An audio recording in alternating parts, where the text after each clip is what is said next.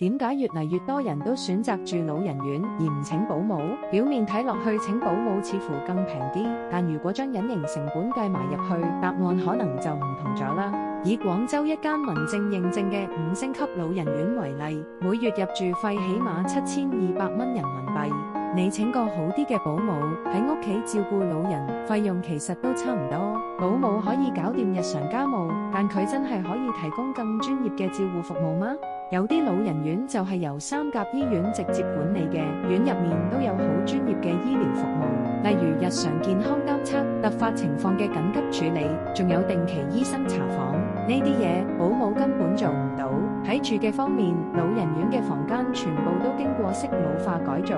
屋企裝修嘅時候，老人家住入去未必一定合適，而呢度嘅防滑地磚、緊急報警裝置、浴霸都配齊咗。如果你想喺屋企達到同樣嘅條件，做呢啲家居改造，一般都要10幾20萬蚊。食嘅方面，老人院嘅費用入面已經包咗1日4餐，平時食嘅係自助餐，老人家可以自由選擇，有專業營養師度身訂做嘅菜單，每星期嘅菜單都唔重複。每季飲食部仲會根據當地時令蔬菜做啲調整。最後，老人院入面所有娛樂設施都係免費用嘅，譬如康體中心、桌球室、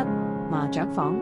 電影院，呢啲你屋企冇嘅，住老人院落樓就可以免費享受，仲會安排每日活動，好似做手工、音樂課、美食 DIY 活動等等，仲可以揾到志同道合嘅朋友，呢種社交同精神滿足都係保姆俾唔到你嘅，所以細心計下，住老人院同請保姆花費其實差唔多，不過前者喺專業照顧、生活質素、社交陪伴上嘅綜合價值，遠比一個保姆能夠帶嚟嘅要多得多。睇完呢條視頻，相信你都揾到養老嘅選擇啦。